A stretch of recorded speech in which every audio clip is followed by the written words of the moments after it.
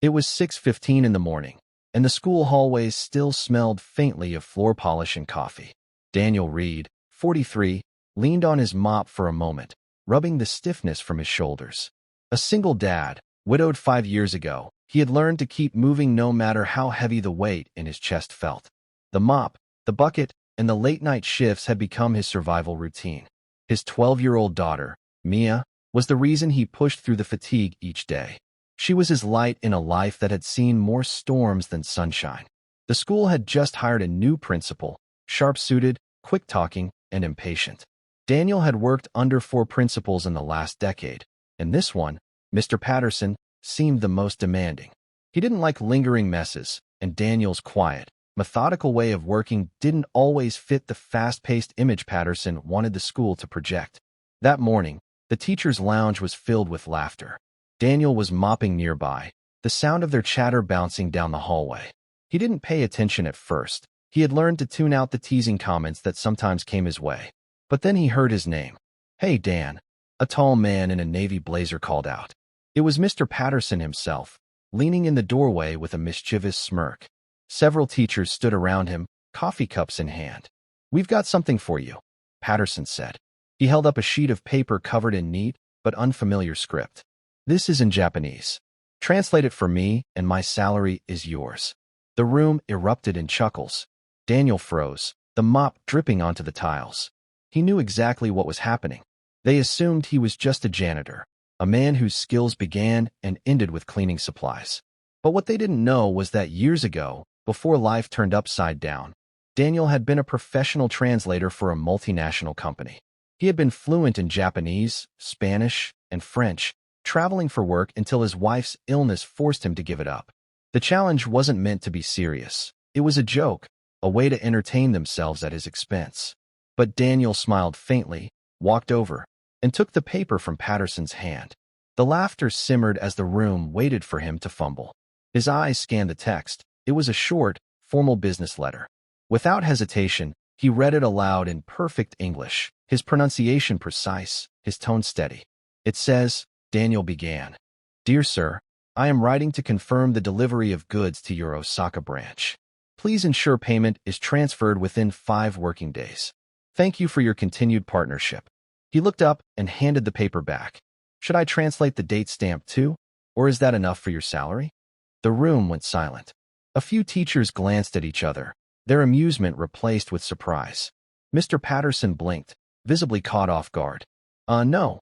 That's fine," he muttered. Daniel gave a polite nod and returned to his mop, the faintest trace of a smile playing on his lips.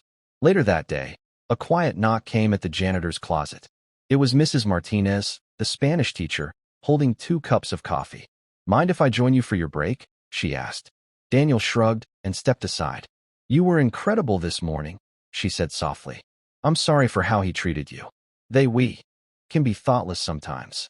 "It's fine," Daniel said. "I'm used to being underestimated." "You shouldn't be," she replied. "You have a gift." Over the next few weeks, word spread. Some students even started coming to Daniel for help with their foreign language homework. He would kneel beside them in the hallway, gently correcting pronunciation, explaining grammar, and telling them little cultural details they couldn't find in their textbooks. One afternoon, Mia came to visit her dad after school. She was shy at first, worried about being in his workplace, but soon found herself surrounded by a small group of students who adored her father. She watched him guide a struggling boy through a French dialogue, his patience unshaken. On the walk home, Mia said quietly, "Dad, they look up to you. I think they really like you." Daniel smiled. "That's nice, but I just help where I can." Weeks later, the school hosted an international culture fair. Patterson, eager to impress the district board, wanted a variety of language stations.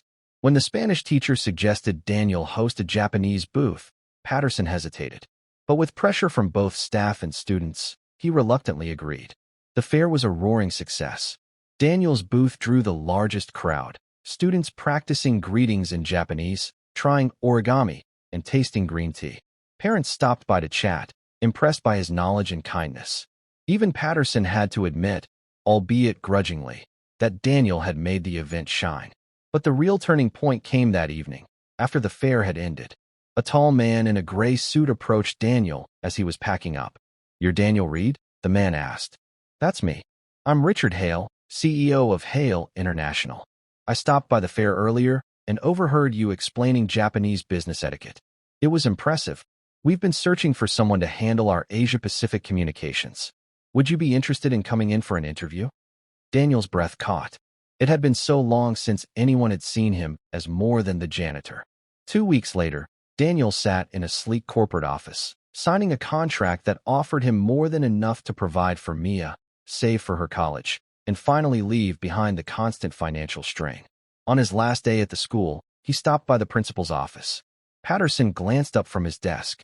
"I hear you're moving on," Patterson said stiffly. "Yeah," Daniel replied. "I got an offer I couldn't refuse. Turns out, translating isn't just a party trick, it's a career." Patterson gave a tight nod. "Good luck." As Daniel walked out, he felt no bitterness, only gratitude.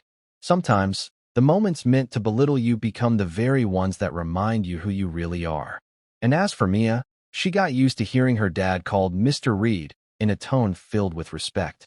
The janitor they once laughed at had stepped into a life where his skills, heart, and quiet strength were finally seen. It wasn't just a new job. It was proof that kindness, humility, and staying true to yourself could turn even the smallest mop bucket into the first step towards something extraordinary.